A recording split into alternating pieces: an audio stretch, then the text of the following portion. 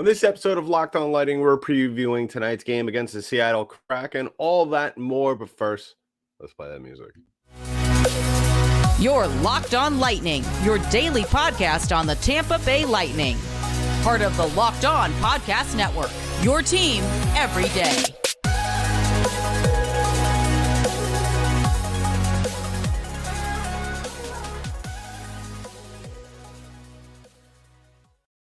And welcome to another episode of Locked On Lightning, part of the Locked On Podcast Network.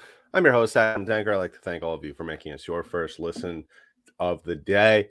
On today's episode, we're previewing tonight's game against the Seattle Kraken. Yanni Gourde's back in town. A lot of fun stuff going on. So, as I spoke about on yesterday's episode, and if you haven't listened or watched that, go ahead. We are available wherever podcasts are distributed in audio form, as well as on YouTube. So go ahead and like and subscribe to the pod.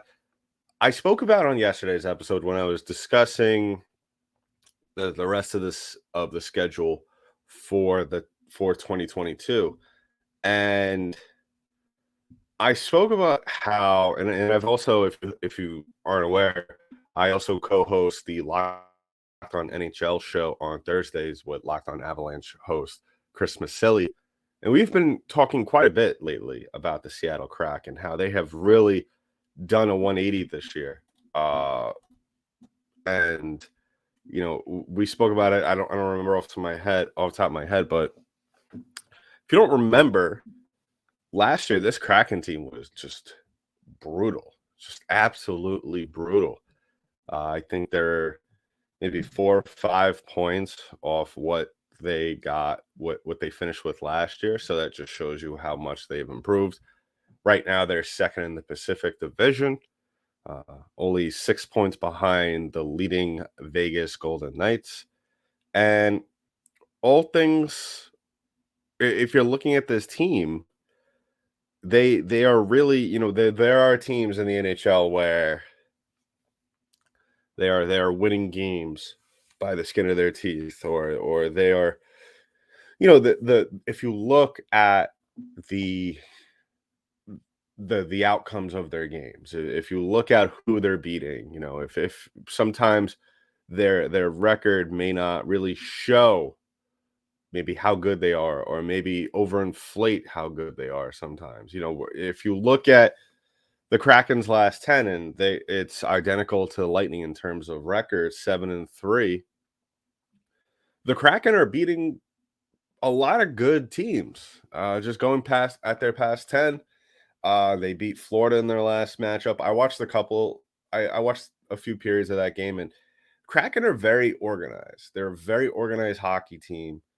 They like to take their time on the rushes, and what I mean is that and that goes back to being organized. They like to, and maybe that just was their game plan for that night against Florida, but I wouldn't be surprised if we don't see something of the same tonight against the Lightning. But I really think that they are a very impressive team. Like I said, they are organized with their attack. When they go into the zone, they're not going to rush the shot if they don't think it's something that is going to be high quality. They're a team that doesn't mind setting up and kind of doubling back. So the Lightning are going to have to really be careful tonight about being overzealous on defending, of giving up too much to give up to block or dismay the Kraken on one rush or whatever, one sequence. So if you look at their last 10, like I said, they beat Florida.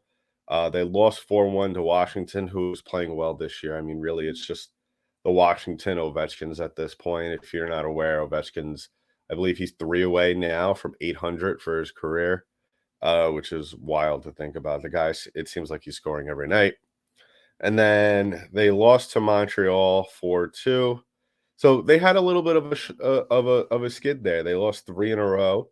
But all the other games, hard-fought win in OT against Washington again. I remember this game. I remember I actually had money on this game. They won in overtime 9-8 against the Los Angeles Kings. That was about a week or so ago. They beat the Anaheim Ducks. They beat Vegas. They've beaten San Jose, and they beat the Kings once again in overtime. So, depending on how you feel about the Ducks or the Kings, I still think those are tough teams. If you remember from the Lightning's trip to the West Coast earlier this season, those teams are teams that, regardless of how you feel about them, reflective on their record, you still should take them seriously. So looking at the Kraken's roster, so obviously I've spoken about Yanni Gord, definitely someone who jumps off the page to you, but you have names like Andre Burakovsky, who was with the Avalanche last year, Jordan Eberle, Jared McCann, Vince Dunn. Yanni Gord has 16 points this year and 4 goals. Justin Schultz, Jaden Schwartz, Oliver Borkstrand, Alexander Wemberg. So really, and I speak about this, I discuss this pretty much all the time with a majority of teams that are considered middle of the pack in the NHL. But I really mean it when I say this about the Kraken, is that you have a bunch of guys who could beat you on any given night. They have 13 different players that are in double digits in points right now. And what that says to me is that you have the Burakowskis, you have the Jared McCanns, you have the Matthew Beniers, who was a highly sought after prospect. What you see a lot of weapons that the Lightning are going to have to contend with. And I would imagine tonight that Vasilevsky will be in net. I haven't heard anything about anyone at this point in time missing tonight's game. But what I can say is that Tampa is fully equipped at this moment in time to manage this onslaught of weapons that the Kraken have, all the different tentacles, pun intended, that are going to be thrown at you.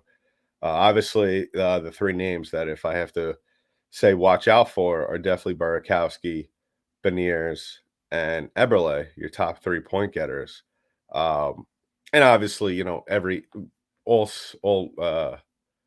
all the lines, all 1 through 4. I mean, really, on a team like this, like I said, I mean, really spread out in a way, and that's what I noticed from the game against Florida the other night, was that you never felt like there was a drop off with the Seattle team in terms of performance or talent on the ice at any given point. So that is something that the Lightning are going to have to contend with tonight. But the way they've been playing recently, I think that they're in great shape. So in just a bit, we're going to be taking a look at the numbers between these both teams, compare them, see who has the edge, who doesn't, and where there's room for the Lightning to capitalize on the Seattle team. But first, I want to talk about today's sponsor, and that is BetOnline.net. Now, BetOnline.net is your number one source for your sports betting info, stats, news, and analysis. Get the latest odds and trends for every professional and amateur league out there, from pro football to college bowl season to basketball and the World Cup. We've got it all at betonline.net. We're always the fastest and easiest way to get your sports betting info. So head to the website today or use your mobile device to learn more. Bet online, where the game starts. So I want to thank everybody once again for making us your first listen of the day. And if you haven't already done so, please go ahead and like and subscribe to the podcast. Give us a follow wherever podcasts are distributed in audio form. That's Spotify, Google Play, Stitcher, iTunes. We are available everywhere, and we are 100% free. And go ahead and subscribe to our YouTube page. Hit us with a thumbs up. Drop a comment below or a question, actually, for mailbag day. So definitely want to get all those questions in as soon as possible. Where do you think? Or just comment below. Let us know what you think the outcome of tonight's game against the Seattle Kraken is going to be. Quite frankly, I think this is going to be a very tough game. This is, like I stated the other night that I think that, or actually it was a couple of weeks ago when I was going over the schedule for December, I looked at this game and I really thought that this was going to be a game that was going to be interestingly tough, leading up to a couple of big games next week against Detroit and Toronto. So, like I said, Seattle is, I think, somewhat of a surprise this year. I didn't figure, at least on my end of things, you just looking at the way this team played last year, I don't think really a lot of people were optimistic about them doing uh having this big of an improvement. And you're looking at the numbers and looking at how the players are really playing together. If you've been able to watch any of these games that they've played in, I know it's tough, especially when they're on the West Coast, but they are a very, like I said, a very organized hockey team. They're very patient, and really that's going to be something that the Lightning are going to have to contend with, because I always feel like, in a way, the more patient teams, the more organized teams like that, last 10 years, a team that I kind of equate to that kind of style is the Pittsburgh Penguins. You always feel like the Penguins, no matter what the situation is in a game, you could never count them out. You could never take for granted the lead you may have over them at that point in time. The good thing, and the one thing I didn't mention yet, just before we get into the overall numbers between the Lightning and the Kraken, is that the goaltending situation, surprising enough, I mean, the numbers don't don't impress me between Jones and Grubauer. Martin Jones is 13-5-2 with a goals against average of 2.91 and a save percentage of 8.90 and one shutout, whereas Philip Grubauer is 2-3-1 with a goals against average of 3.21 and a save percentage of 8.82. So, you look at those numbers and you compare them to Vasilevsky and Elliott, the Lightning clearly have the advantage there in net. And like I said before, I would imagine that Vasilevsky is going to be in net, especially after the performance he had the other night against Florida, where, like I said on yesterday's episode, I really thought that Vazzy looked very much like his old self out there on the ice, especially early on. He allowed this Lightning team to get things going. He was making the saves he was making with relative ease, and at the same time, it didn't look like he was overwhelmed at any point during the game. And that's what really struck me, is that maybe the last couple of weeks, with the way the Lightning have been playing, and coupled with Cooper picking his spots to sit down Vasilevsky to give him more rest, I think has really allowed Vasilevsky to get into a groove early on, and has really, we're starting to see maybe that change from him going to, obviously his numbers are getting better, but him looking like more of his classic self. So stay tuned for that. Hopefully, I mean, if Vasilevsky gets going and starts to look like himself from a couple of years ago, I really, and I'm not even being maybe overconfident or maybe crazy, but I really think if Vasilevsky starts to get back into his Vezina Trophy form, I really think we got to sit here and really look at the Bruins spot in the Atlantic Division as an attainable mountain to climb.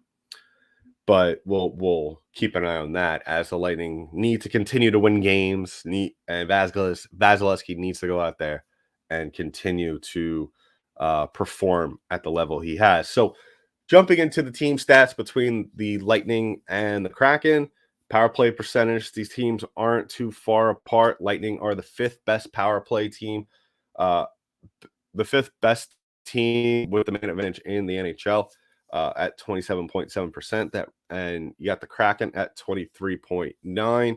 That's 12th in the NHL. The penalty kill, 79.6. That's 13th in the league for the Lightning, and 69.7. That is 29th on the PK for Seattle Kraken. So clearly, if you look at the way the Kraken have been playing and you look at the numbers going forward that I'm about to list off, it seems as though we have gone to the root of the issue as to why this Kraken team is in second place and not first, other than their goaltending situation. And that comes down to the fact that they aren't good on special teams. Um, I mean, 12th on the power play, that's not bad. 23.9% isn't bad. But on the PK, 69.7, being 29th in the league, is definitely something on the PK that is holding you back. And definitely something that could mean the difference between first place and second place, alongside a very questionable goaltending crew that you have right there as of now. Looking at the face-off percentage, 43.9% for the Kraken. That puts them dead last in the league. And then you have 48.9%, and that places the Lightning 20th in the league. So both teams aren't exactly good. I mean, the Kraken are dead last in the league, so they're not good at all compared to the rest of the NHL. And the Lightning, I think that number fluctuates from night to night. I think that their face-off percentage from the Panthers gave their overall percentage a hit. It definitely took a dive because of that performance against Florida.